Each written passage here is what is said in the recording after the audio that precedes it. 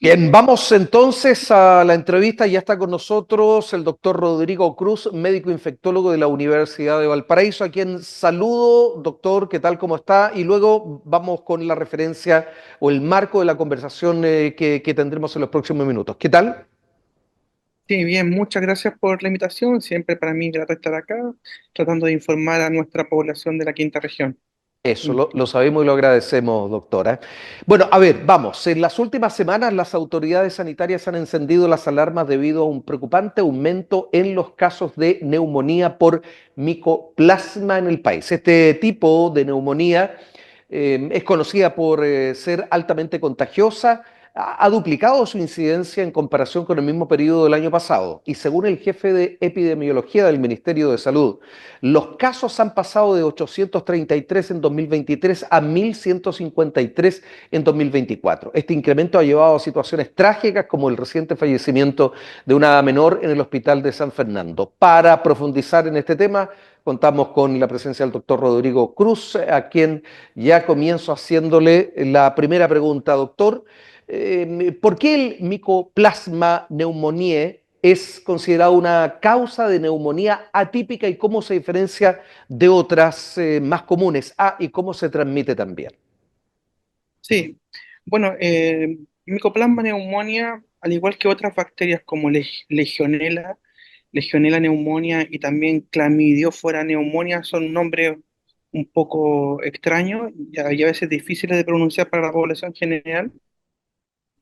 Se consideran agentes atípicos de neumonía.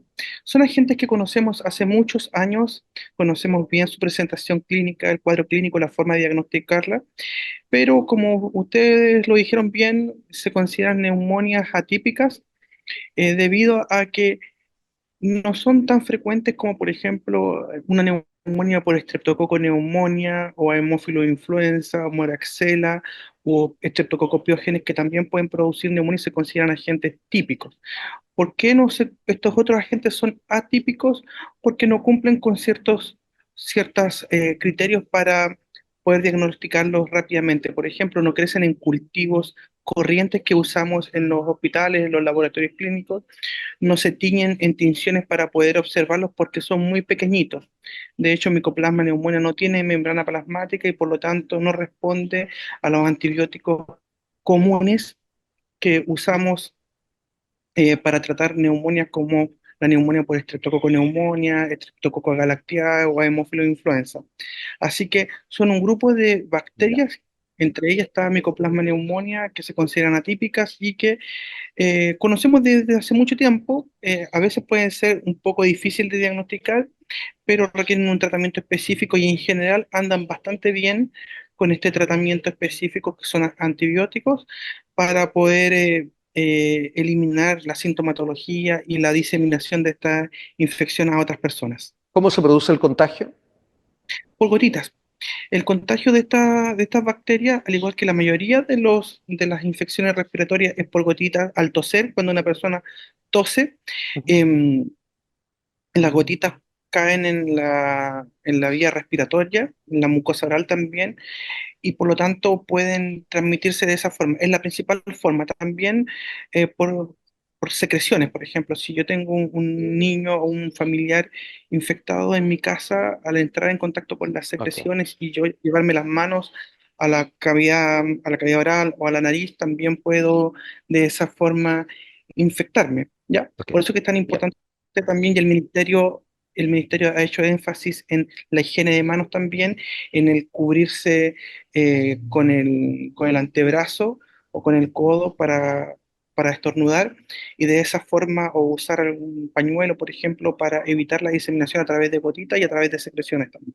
Algo de eso aprendimos con la pandemia. Mm. Por supuesto. Doctor, ¿qué Mm, papel mm. juegan las condiciones climáticas y ambientales en la propagación del micoplasma pneumonia y cómo podemos mitigar estos factores?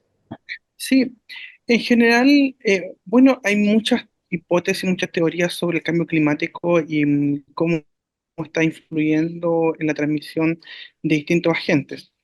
Eh, en, relac- comúnmente, las infecciones respiratorias se transmitían con mayor frecuencia en el periodo de invierno, pero después de la pandemia esto ha cambiado un poco. Este año hemos visto una cantidad de neumonía y hemos tratado una cantidad de neumonía importante en nuestros hospitales, no solamente por micoplasma, sino por agentes típicos como son Streptococcus pneumoniae, Haemophilus influenza y también por Streptococcus pyogenes. Si se acuerdan que a principios de año tuvimos, a mitad de año, un brote Sí, sí, importante sí. de infección por Streptococcus pyogenes que causaba neumonía e infección invasora que produjo que varias personas fallecieran por esta causa. Entonces, además, en estos momentos estamos con un número mayor que años anteriores de lo que veíamos habitualmente en nuestros hospitales de neumonía, no solamente por micoplasma y otros agentes atípicos, sino también por agentes típicos. Tenemos gente joven hospitalizada por estreptococo neumonía, por hemófilo influenza, además de este agente el que nos reúne en estos momentos como es micoplasma. Así que el llamado a la población a seguir cuidándose. Ok. Esto es importante. También es una cosa muy importante que existe una vacuna para estreptococo neumonía que sigue siendo el principal agente de neumonía en la comunidad, especialmente en adultos mayores, que existe una vacuna para para esta bacteria, Streptococcus pneumoniae, y que es gratuita y que la gente puede ir a solicitarla en sus consultorios, ¿ya? Perfecto. Es importante, especialmente los mayores de 65 años, porque se puede prevenir esta infección por Streptococcus pneumoniae, no por micoplasma, pero como dije anteriormente, la infección por Muy Streptococcus bien. pneumoniae es más frecuente que Mu- micoplasma. Muy bien. Se trata de prevenir y reconocimiento temprano de los síntomas, en particular de niños y niñas. Doctor, gracias por Sí. habernos acompañado.